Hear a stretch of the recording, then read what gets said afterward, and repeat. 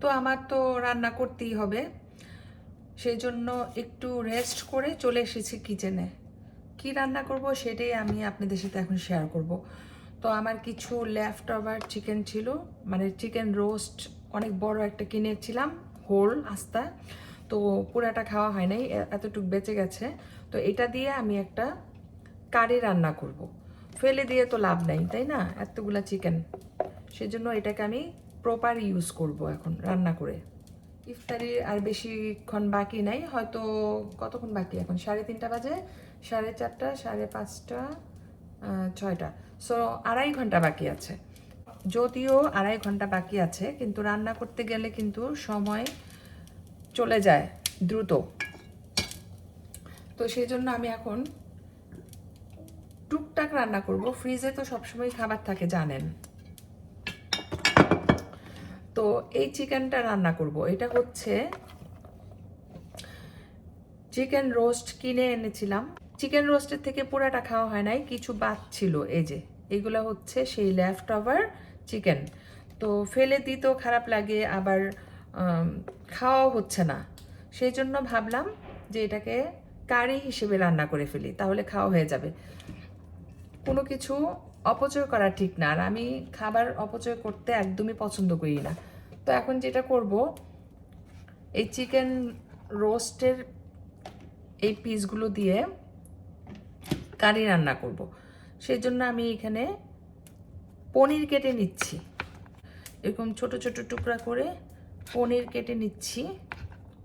Chicken কারিটাতে use করব। এই পনিরটা আমি অনেক আগে কিনেছিলাম, কিন্তু খাওয়া হচ্ছিল না। পনির এমন একটা জিনিস, এটা হচ্ছে মুডের উপরে খাওয়া। সব সময় যে সব কিছু আমরা খাই তাও কিন্তু না, তাই না? তো ভাবলাম যে পনিরটা তো নষ্ট হয়ে যাবে, বেটার এখন রান্না করে ফেলি। তো হঠাৎ করে এখন মনে পড়লো যে চিকেনটা তো আমি রান্না করব, সেখানে এই পনিরগুলো দিয়ে দিব পিস পিস করে। তো এই পনিরগুলো দিয়ে রান্না করলে চিকেনটা বোরিং হবে না, সেজন্য আমি দিয়ে দিচ্ছি। প্রথমে এই পনিরটাকে আমি একটু ভেজে নিব।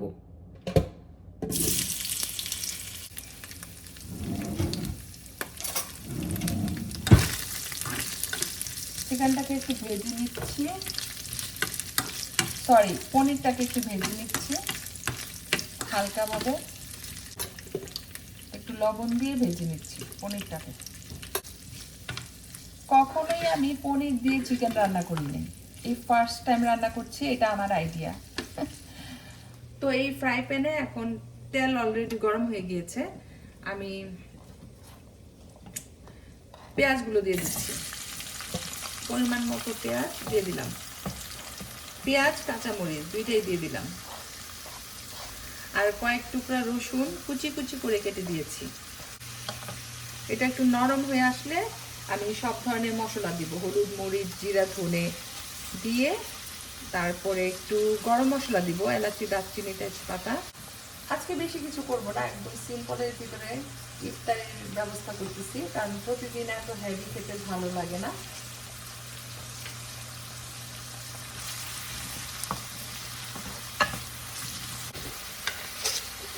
তো এখানে আমি কিছু এলাচি, দারচিনি, গোলমরিচ, লবঙ্গ দিয়ে দিচ্ছি, তাহলে চিকেনের যে একটা স্মেল থাকে সেটা থাকবে না। আর তেজপাতা ছোট করে 2 পিস দিয়ে দিলাম। তো এটাকে আমি ভালো করে নেড়ে চেড়ে পেঁয়াজটাকে নরম করে নিচ্ছি।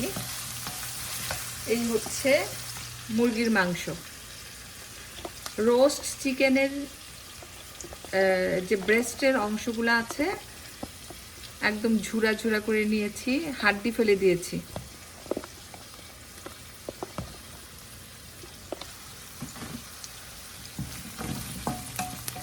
আমি সামটাইমস এভাবে রান্না করি, খেতে ভালোই লাগে।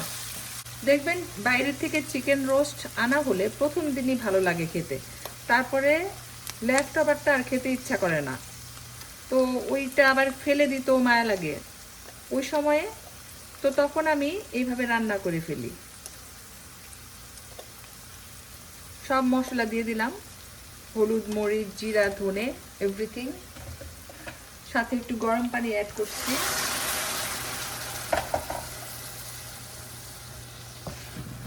আজকে ইফতারিটা একদম সিম্পলভাবে করব। ফ্রিজে অনেক ধরনের তরকারি, ভাত সবই আছে, ইফতারির আইটেমও আছে। আমাকে ইফতারির আইটেম আজকে বানাতে হবে না, শুধু এই চিকেন কারিটা করব আর লাচ্ছা সেমাই করেছি, সেটা আপনাদের সাথে আর শেয়ার করি নাই, অলরেডি বানানো হয়ে গিয়েছে লাচ্ছা সেমাই।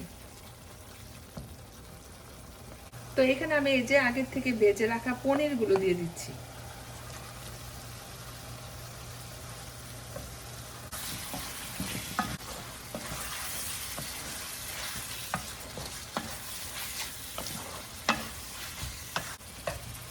এখন আমি এই ঝুড়া চিকেনের পিসগুলো দিয়ে দিচ্ছি সব। তো যখন যেটা বাকি থেকে যায় লেফট ওভার, সেটাকে আমি আবার রিইউজ করি, মানে আবার নতুনভাবে এটাকে জোড়া তালি দিয়ে এটা সেটা বানায় তারপরে খেয়ে ফেলি।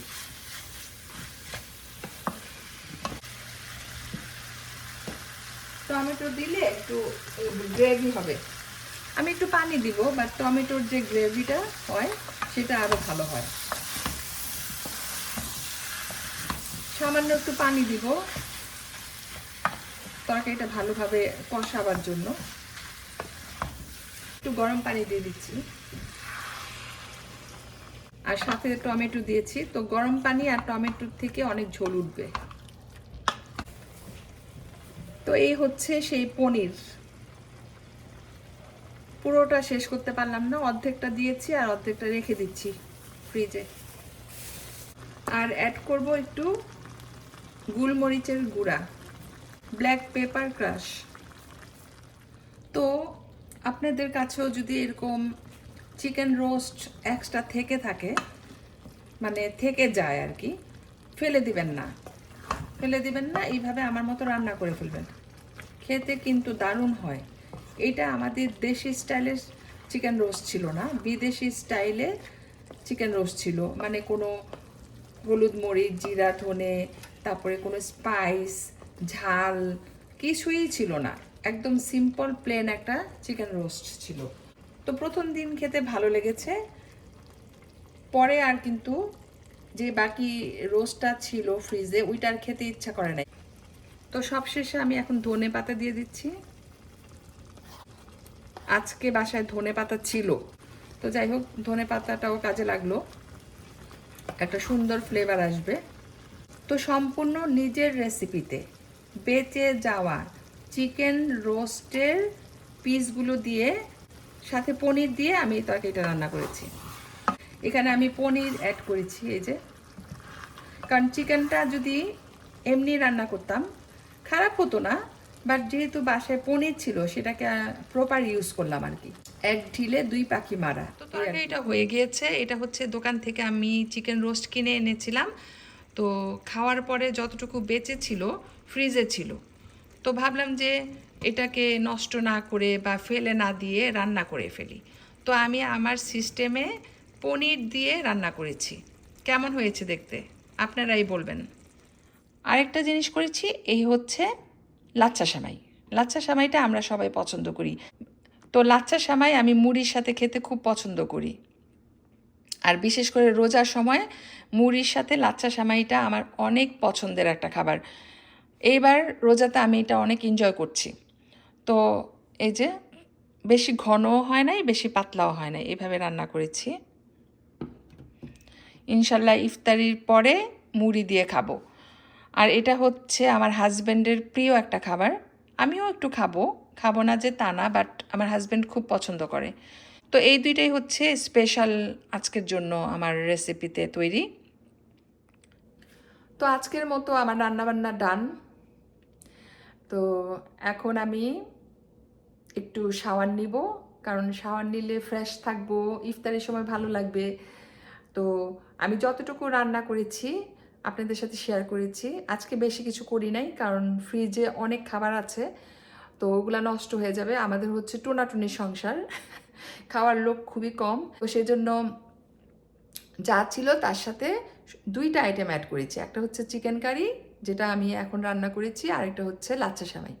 আর তারপরে লেবু শরবত করব, সালাদ করব, আরও অনেক কিছুই করা হবে। আর সেগুলো আর এখন শেয়ার করলাম না। তো সবাই ভালো থাকবেন, আমার জন্য দোয়া করবেন। আল্লাহ হাফেজ।